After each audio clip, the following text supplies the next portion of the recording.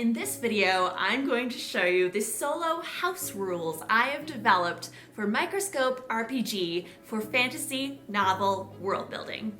In case you're not familiar, Microscope RPG is a non-linear role-playing game in which players take turns creating a world. Everything from the galaxy-altering big picture events to the everyday minutiae. This video does assume some familiarity with Microscope, but I will do my best to explain some of the concepts in a beginner-friendly way. This video is not sponsored or affiliated with the creator of Microscope. I just bought it several years ago when I was first getting into tabletop role-playing games. There are two sections to this video, the setup and the gameplay. Let's start with the setup. The first step to playing Microscope RPG is to create the history seed. This is a one-sentence summary of the overarching story of the world.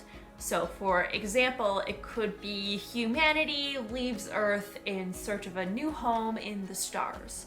Or an alien race crash lands on Earth and builds an empire. This is the same whether you are playing solo or not, but I use it as an opportunity to think about the big picture elements in my world. Where did the people that I'm creating come from? And what is driving them forward? You can take as long as you want to decide the humble beginnings and ends of the world. The second step is bookending history, in which you will create the literal beginning and end of your universe using periods. There are three types of history in Microscope: periods, events, and scenes. Periods are like the big containers of time. It can be centuries of activity, or it can be a focused number of decades of events. For example, in Earth history, World War II might be a period, but so is the time of the dinosaurs. So, to bookend history, we create a beginning and an end of the universe. In my fantasy world of Draws and Draught, the beginning period that I created is called the Spirit Mother Sleeps. The Spirit Mother is a goddess in the world, and she's said to be the source of all magic. The ending period that I created is called the Sleeping Mother Wakes. Now, do I know exactly what is happening in both parts of these histories? Not exactly, but we can kind of get an idea for the title. You can also write descriptions for your periods if you want. They also don't have to be matching as mine are.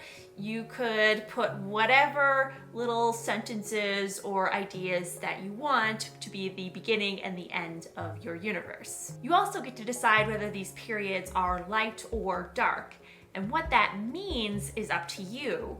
If you were playing with other people, you would have to justify your choice of light or dark. Since you're playing by yourself, just go with your instinct. The third step in our setup is the palette creation. The palette is the yeses and the nos of the world, the things that you want to exist and that you don't want to exist in the universe. If you were playing with other people, you would go around in a circle and everybody would take turns adding elements that they do and do not want to exist. So one person might say, yes, magic exists in the world. Another person might say, no mermaids. It can be literally anything that you would like to see or not see in the world. And this continues until somebody passes. Now, in a solo structure, I am a lot more lax with this because in the multiplayer rules, you are not allowed to alter the palette after it is created. In a solo structure, I think we can be a little more lenient. I think it is important when you are creating something that you feel comfortable in the space you are playing in. Otherwise, you're not going to enjoy the process. The final part of setup is every player adds an event or period to the board. Now, as a solo player, you have a couple of options here. Option one, I tend to write down any and all fixed events or ideas that I have for the world on cards, and I add it to the timeline of the world. no matter how many cards this ends up creating. I do this so that I can actually see what I have, what I'm working with, and so I can see it physically in a timeline in front of me. This helps me know where I have gaps in my knowledge so that I can start from there. The second option is, if you don't really have a lot of ideas for this world, is to use the 2-player rules and add 2 cards to the board. So like a period and an event, for an example. This gives you a jumping off point for the first round. Okay, that's setup done, so let's move on to gameplay. Microscope RPG is played in rounds. Each round is made up of a series of turns, and each round has 7 turns plus a legacy turn. The solo RPG homebrew rules that I'm presenting to you today, they're based on the 2-player version of the game. Now you might be wondering, Claire, why did you base your solo homebrew rules on the 2-player experience? Well, when I am doing solo RPG, whether it is for fun or I'm using it as a writing tool, I like to bring in a lot of extra RPG supplements and random tables, and if you are a regular viewer of this channel, you would have noticed that already. Well, I like rolling on tables, I like interpreting results, and when I do that, I really feel like I'm talking to this other part of my brain. When I do this in the context of Microscope, I call this talking to the Oracle. And thus, in the solo rules that I've developed, there are technically 2 players, you and the Oracle. At the beginning of the first round, a player chooses a focus, the turn order is followed, then there's the legacy turn, and then it goes back to the beginning. The next person chooses the focus, a new focus. First, focus selection. You'll notice for the solo Microscope campaign I have here on YouTube, I don't just create focuses off the top of my head, I will draw them from a bowl. You don't have to do this. I like that surprise element every time for each round. It's also really fun for the show. You can make up a focus if you want to, you can draw them from a hat, you can roll dice, you can do what you like. Once a focus has been chosen, then the turn order is followed. Now, I am A and the Oracle is B. This is also the 2-person, 2-player Microscope experience turn order that is recommended in the rules, and I think it's a pretty good one. It allows you to spend an appropriate amount of time on a subject before moving on to the next round.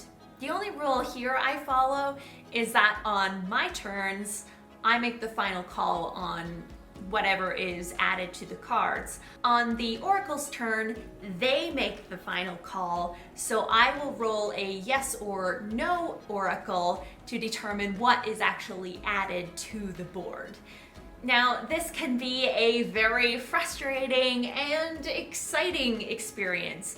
It means that ideas that I come up with might not necessarily be added to the board. And I think this is a good thing. I think it challenges you to improve your ideas and approach them in a different way, to twist them, to ameliorate them, so that you aren't always going with your first idea, you are going with something different, something that you may not have originally thought of.